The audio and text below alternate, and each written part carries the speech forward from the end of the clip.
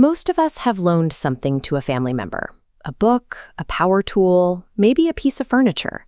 But taking that simple favor and using it to drag them into a courtroom requires a special kind of escalation. Our case today comes from the r/Am I the Asshole subreddit. The original author deleted his post after seeing the backlash, but the internet never forgets. Using the hundreds of brutal comments left behind, we can piece together exactly what happened. The timeline itself is undisputed. Over 9 years ago, the author's wife went off to college and left a cheap electric keyboard behind at her parents' house. Eventually, her sister got married, moved out, and took the keyboard with her.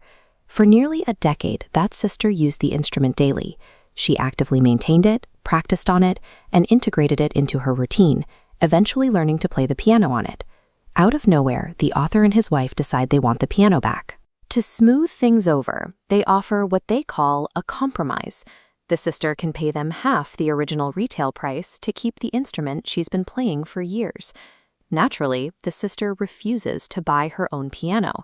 In response, the author goes nuclear. He officially files a small claims lawsuit against his own sister-in-law, resting his entire legal strategy on the fact that he still possesses the original receipt.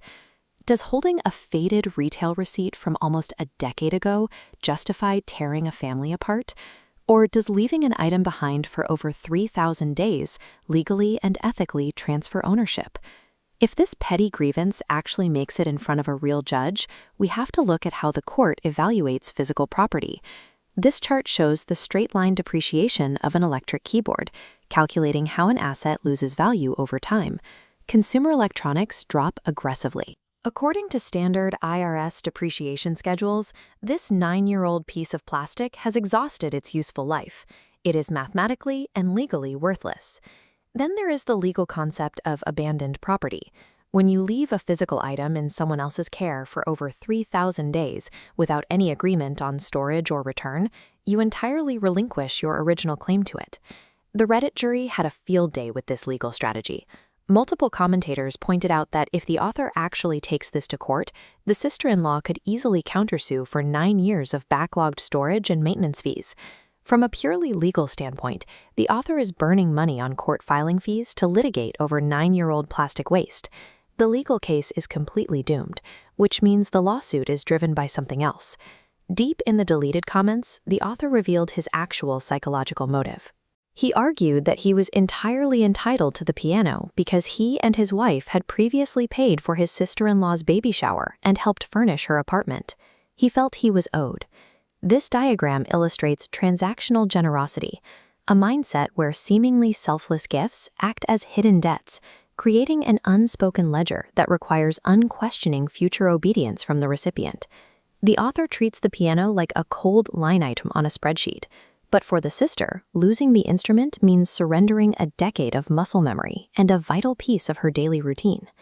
By stepping in to escalate a minor disagreement between two sisters into an aggressive legal dispute, the author committed a massive boundary violation. He shifted the entire family dynamic from informal to actively hostile. The entire legal crusade serves to punish a family member for failing to show the specific level of gratitude the author felt he had purchased. The court of public opinion has weighed the evidence and reached a completely unanimous verdict. The author is unquestionably the asshole. Even in the absolute best-case scenario, where a judge miraculously sides with him, the court would only award him the current depreciated value of a decade-old piece of plastic. He would walk away with a legally hollow ruling for about $30. The irreversible cost of that victory is permanently alienating his sister-in-law.